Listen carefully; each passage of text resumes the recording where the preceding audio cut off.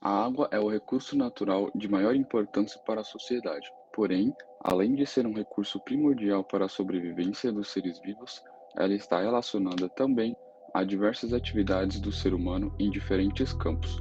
Tendo isso em vista, foi desenvolvido um estudo para identificar os micro-organismos e poluentes em geral que estão presentes nas águas do rio Tamanduateí. Para seguir com a análise, separamos o estudo em duas frentes: biológica e química. Partindo desse ponto, tivemos como objetivo analisar os vários aspectos do rio Tamanduateí em períodos distintos. Desse modo, segmentamos a análise em manifestação de micro-organismos presentes na água, análise dos coliformes fecais e do pH e alcalinidade. Sendo assim, a partir dos dados coletados, é possível inferir a respeito da qualidade e circunstância desse rio tão importante que nos cerca. Foram coletadas amostras de água durante 4 semanas no rio Tamanduateí e realizados experimentos para identificação de aspectos que possam comprometer a qualidade dessas amostras. Os procedimentos experimentais foram repetidos semana a semana para que houvesse um monitoramento nesse período. Para a parte microbiológica, foi feita a preparação do meio de cultura, depois foi autoclavada por 15 minutos e posteriormente dividiu-se 20 ml para cada placa de Petri e na última foi adicionado o antibiótico. Por fim, as placas foram incubadas na estufa por 8 dias e posteriormente foram analisadas.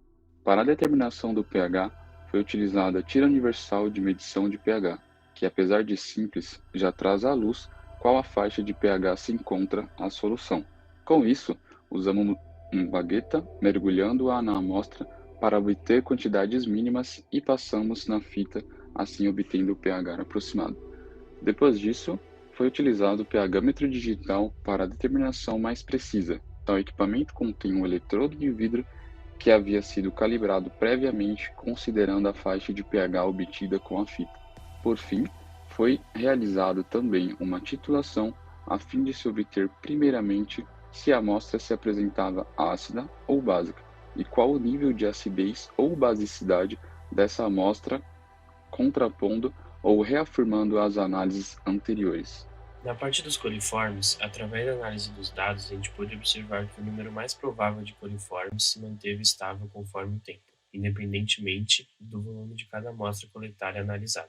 Assim, os tubos que continham proporções diferentes de água para análise mostraram resultado similar em todos os testes realizados durante 3 semanas seguidas. Com isso, a gente pôde então afirmar que o rio Tamanduateí possui um alto número de bactérias do grupo coliforme, que são responsáveis por uma variedade de doenças, incluindo diversas infecções intestinais. Já na parte de pH, os dados obtidos durante os dias do experimento, identificamos que durante as semanas não houve grande alteração do pH, visto que os possíveis valores de pH vistos nas fitas, que supostamente se mantiveram em 7, foram comprovados pelas medições feitas pelo pHmetro. Os experimentos realizados pela titulação também nos mostraram indícios de que o pH estaria realmente nessa faixa, ao passo que ao pingarmos fenolftaleína não ocorreu alteração de coloração e foi necessário a adição de um volume pequeno de hidróxido de sódio para que ocorresse a alteração de cor, mostrando que realmente o pH estaria próximo do ponto de viragem.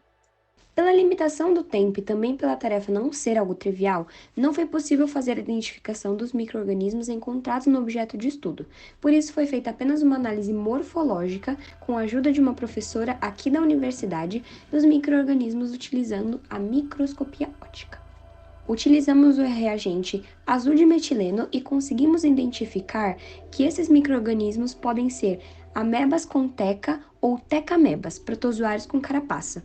E foi possível identificar também a presença de protozoários que se alimentam de bactérias ou matéria orgânica presente na água. Partindo para as placas de Petri, percebemos que no primeiro teste houve o crescimento da colônia tanto de fungos quanto de bactérias.